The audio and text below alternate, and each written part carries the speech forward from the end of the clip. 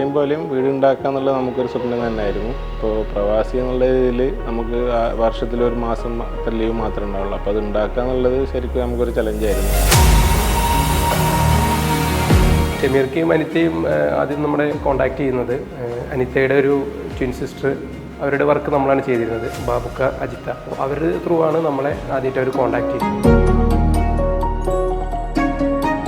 നമ്മൾ സങ്കല്പത്തിനനുസരിച്ചാണ് പണിയുന്നത്. ബാക്കിയുള്ള കാര്യങ്ങളൊക്കെ നോക്കി നടത്താൻ ഒരാളുണ്ടായിരുന്നില്ല. അത്യാവശ്യം നമുക്കൊരു കോൺടാക്റ്റ് വേണ്ടിയിട്ട് വൈഫിനോട് നിർത്തിയിട്ട് വൈഫായിരുന്നു കൂടുതൽ എല്ലാ കാര്യങ്ങളും ചെയ്തുകൊണ്ട് നോക്കി നടത്തി.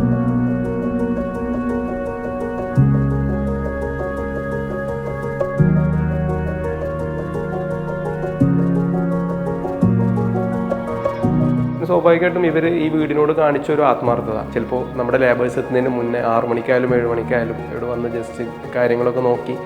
എനിക്ക് തോന്നുന്നു അതിൽ ഷമീർക്ക് നാട്ടിലുണ്ടായിരുന്നില്ല, പുള്ളിയുടെ വൈഫ് അനിതയായിരുന്നു ഉണ്ടായിരുന്നത്. അനിത അതിൽ നന്നായിട്ട് തന്നെ കാര്യങ്ങളൊക്കെ ഹാൻഡിൽ ചെയ്തിട്ടുണ്ട്.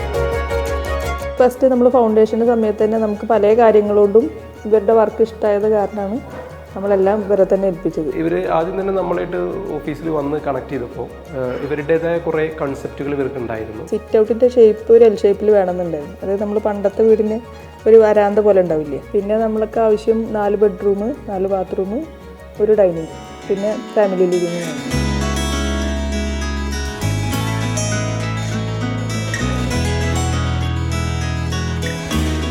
അവർ പറഞ്ഞതിൽ കൂടാതെ നമ്മൾ പാഷ്യ ഉൾപ്പെടുത്തി ഒരു 2 എൻട്രൻസ് ഉണ്ട് ഈ വീടിന്. ഇപ്പോൾ നമ്മുടെ മെയിൻ ലിവിങ്ങിൽ ആരെങ്കിലും ഉണ്ടെങ്കിൽ അവരെ ഫേസ് ചെയ്യാതെ ഉള്ളിലേക്ക് വരേണ്ടവർക്ക് നമ്മുടെ ഈ സെക്കൻഡ് എൻട്രൻസ് വഴി നമുക്ക് അവർക്ക് എൻ്റർ ചെയ്യാൻ പറ്റും. വർക്ക് ട്രയാങ്കിൾ എന്ന് പറയും. വർക്ക് ട്രയാങ്കിൾ ഫ്രിഡ്ജ് നമ്മൾ ഫസ്റ്റ് കിച്ചണിലാണ് പ്രൊവൈഡ് ചെയ്തത്. ബാക്കിയെല്ലാം സെക്കൻഡ് കിച്ചണിൽ ഈസി ആക്സസ് ആയിട്ടാണ് ചെയ്തിട്ടുള്ളത്. അതിൽ ഡിഷ് വാഷർ ആണെങ്കിലും വാഷിംഗ് മെഷീൻ ആണെങ്കിലും എല്ലാം നമ്മൾ അതിൽ ആഡ് ചെയ്തിട്ടുണ്ട്. കാരണം അത് അവരുടെ ഒരു ആദ്യമേ പറഞ്ഞൊരു റിക്വയർമെൻ്റ് ആയിരുന്നു, എല്ലാം ഒരുമിച്ച് വേണമെന്നുള്ളത്. പറമ്പ് നല്ല ഇരുട്ട് പിടിച്ചിട്ടുള്ള പറമ്പായിരുന്നു. അപ്പോൾ ഏത് സമയത്തും നമുക്ക് ലൈറ്റ് ഇട്ടിട്ടില്ലെങ്കിൽ പോലും വെളിച്ചം വേണം എന്നുള്ളൊരു ആഗ്രഹം ഉണ്ടായി. കോട്ടിയാട് ചെയ്തത് കൊണ്ടാണ് നമുക്ക് അത്യാവശ്യം വെളിച്ചം, വോളെന്നായാലും സീലിംഗ് എന്നായാലും അത്യാവശ്യം വെളിച്ചം നമുക്ക് കൊണ്ടുവരാൻ കഴിഞ്ഞിട്ടുണ്ട്.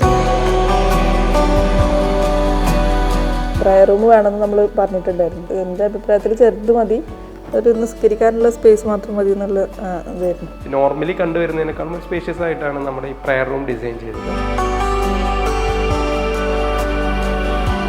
രാവും പകലും ഇല്ലാത്ത രീതിയിൽ ടൈം നോക്കാതെ അതിൻ്റെ ഒരു പെർഫെക്ഷൻ മാത്രം നോക്കിയിട്ട് വർക്ക് ചെയ്യുന്ന ഒരു ടീം തന്നെയാണ് നമ്മുടെ ഒപ്പം ഉള്ളത്. അപ്പോൾ അത് തന്നെയാണ് നമ്മുടെ ഒരു വിജയം.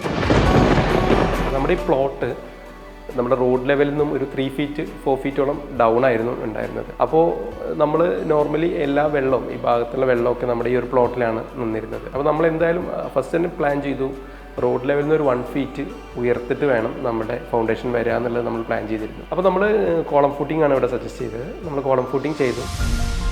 നമ്മൾ ഈ ഒരു തീം ചെയ്തിട്ടുള്ളത് നമ്മൾ കോമൺ ഏരിയാസിന് കൂടുതൽ സ്പേസ് നൽകി ബെഡ്റൂംസ് കാര്യങ്ങൾ കുറച്ച് സൈസ് കുറച്ചിട്ടാണ് നമ്മൾ ചെയ്തിട്ടുള്ളത്. കാരണം ഈ ഒരു 3200 സ്ക്വയർ ഫീറ്റ് ഒക്കെ വീടാകുമ്പോൾ ഏറ്റവും കൂടുതൽ ഒരു വീട്ടിൽ ആ വീട്ടുകാരിരിക്കുന്ന അല്ലെങ്കിൽ ഇത് സ്പെൻഡ് ചെയ്യുന്നൊരു ഏരിയ ഈ ഫാമിലി ലിവിങ് ആയിരിക്കും. പക്ഷേ ഇപ്പോൾ എല്ലാവർക്കും ഇഷ്ടപ്പെടുന്ന ഒരു ഏരിയ ആയിട്ട് മാറിയിട്ടുണ്ട് ഈ ഫാമിലി ലിവിങ്ങും അതുപോലെ കോട്ടയാടും ഈ പാഷ്യോ. എന്നാൽ ബെഡ്റൂമിലെല്ലാം നമ്മൾ കബോർഡ്സ് ആയാലും സ്റ്റഡി ടേബിൾ ആയാലും കോട്ട്, കിങ് സൈസ് കോട്ട് തന്നെയാണ് കൊടുത്തിട്ടുള്ളത്.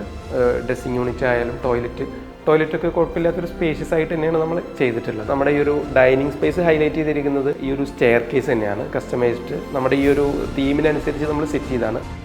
ഇത്ര വലിയ വീട് വേണമെന്ന് ആഗ്രഹം ഉണ്ടായില്ല. ഒരു മീഡിയം ലെവൽ വീട് വെക്കണം തന്നെ ആഗ്രഹിക്കുന്നു. പക്ഷേ അത്യാവശ്യം ഒരു ഭംഗിയുള്ള വീട്, അത്യാവശ്യം ഒരു ഒരു ലേശം ഇൻറ്റീരിയറൊക്കെ ഉള്ള മാതിരി ചെയ്യണമെന്നായിരുന്നു ആഗ്രഹം ഉണ്ടായിരുന്നു. ചെയ്തു വന്നപ്പോൾ അത് ഏതാണ്ട് അതുപോലെ തന്നെ നമ്മൾ സങ്കല്പത്തിനനുസരിച്ച് പൂർത്തീകരിച്ചു. ക്ലയൻസിൻ്റെ അവർക്ക് വേണ്ടിയിട്ടാണ് ഈ വീട് ഉണ്ടാക്കുന്നത്. അപ്പോൾ അവരുടെ ആഗ്രഹങ്ങളും അവരുടെ ആവശ്യങ്ങളും നമുക്കതിൽ ഉൾക്കൊള്ളിക്കാൻ കഴിയണം.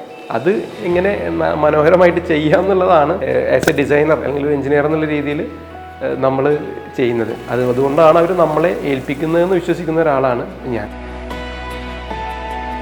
നമ്മുടെ ഇൻറ്റീരിയറിൻ്റെ ഒരു തീമിൻ്റെ കളർ തന്നെയാണ് നമ്മൾ എക്സ്റ്റീരിയറിലും നമ്മൾ യൂസ് ചെയ്തിട്ടുള്ളത്. ഡ്രീംസ് ടുഗെദർ എന്നാണ് നമ്മൾ പറയാറ്.